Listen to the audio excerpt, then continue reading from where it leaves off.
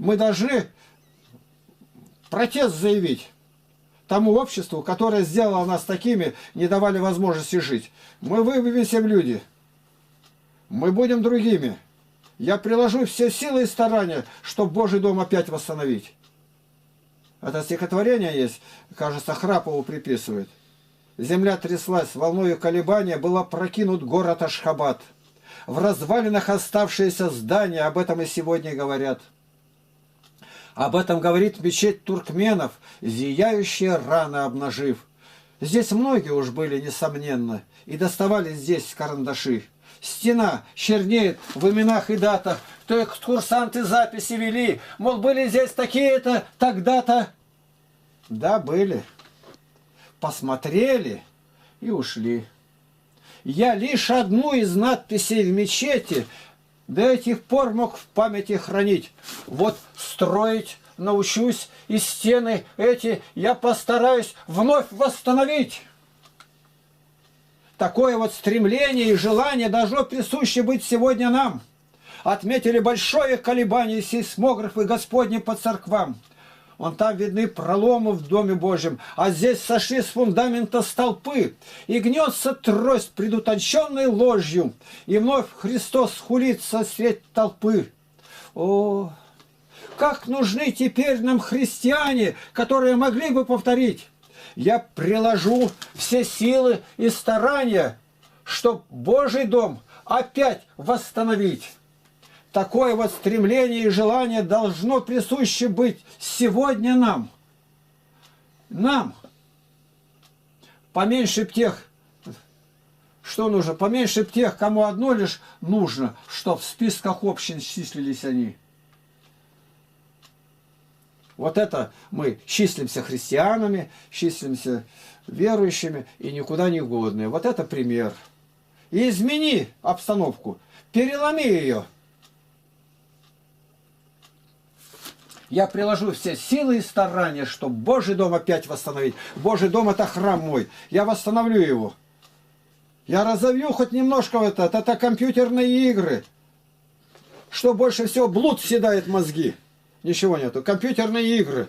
Это сегодня, ну ладно, и наркотики. Вот теперь 3 причины я знаю, которые мозги полностью атрофируют. Я не буду таким. Я молюсь, Господи, каждый день о прибавлении ума. Я каждый день молюсь: Господи, помоги мне обнаружить и умножить мои таланты, дарованные Тобою. А мне 77-й год. И для сего пошли мне добрых помощников, наставников и советников. Я вчера там свидетельствовал, сколько было у них там, в конторке. Дал им визитку эту. Изменить отношения. Ты желаешь это? Желаю. Все. Возьми себе карандаш, бумагу и как-то в свободное время записывай, что делать. Вечером давай отчет. Сам себе, перед Богом. За стол. Помолимся сразу. Господи, благослови нас. Вкусить дары Твои святые. И освети их словом истины и молитвы. Не пройди мимо нищих, сирот, вдов, одиноких. Пошли им также все потребное. Хвала Тебе, Отец, Сын и Святой Дух. Аминь. Аминь. Аминь. Благословен Господь, который дал нам сегодня большой урок. Что бывает с человеком, с храмом Божьим, с душою, когда они в забвении. Вот представь себе, если это Храпов написал, он 29 лет почти отбыл в лагерях. Это какой у него дух был. Какая крепость, чтобы такое стихотворение написать. Это гимн настоящий. Поменьше б тех, кто смотрит равнодушно на раны церкви в тягостные дни. Поменьше б тех, кому одно лишь нужно, что в списках общин числились они. Тут никакие таинства, ни причащения, ни крещения не поможет. Как Златоуст говорит: ни я, ни Бог тебе не поможет, если ты сам себе не поможешь. Поменьше б тех, то есть их очень много. Кто смотрит равнодушно, у тебя главное качество – это равнодушие, безразличие.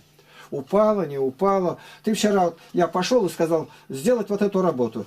И маленько повозили. Ты бы стал вчера утром рано возить эти столбы сюда? Инициатива твоя была бы? No. Нет. Теперь, которая немного выдвинулась там ближе к дороге, я сказал немедленно туда перенести. Ты стал бы уносить, которые на дрова? Нет. Жерди, которые на 2 пачки разбитые, ты стал бы в одну складывать? Теперь вокруг, здесь, где ты шел и говоришь, а вот эти большие пни выше головы. Я говорю, мы их спилили, мы вручную спилили.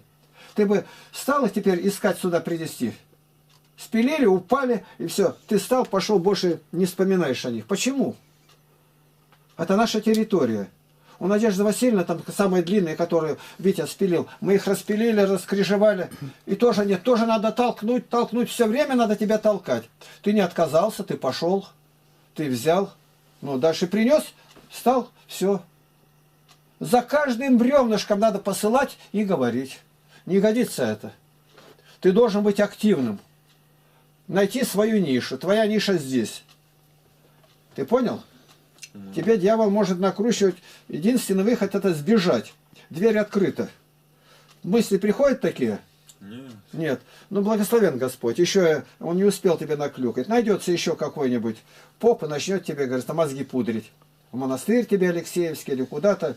Их таких попов пруди.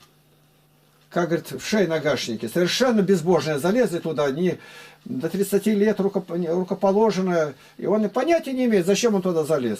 Мстительная бездарность. И крутятся в моей колокольне, лезут в Mail.ru везде. Зачем? Я к вам не захожу.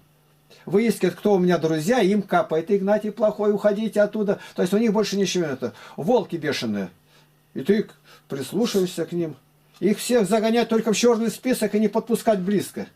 И молиться о них. Больше ничего нельзя сделать. Более ярых врагов у Златоуста не было. Говорит, никого не боюсь, одних епископов. Представь себе, в горах.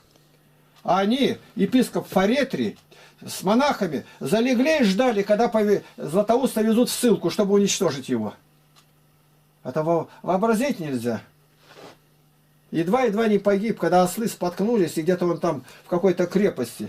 Даже воины, претарианская гвардия, и говорили, лучше попасть в руки исаврянам, ну эти разбойники там были, чем этим лютым монахам.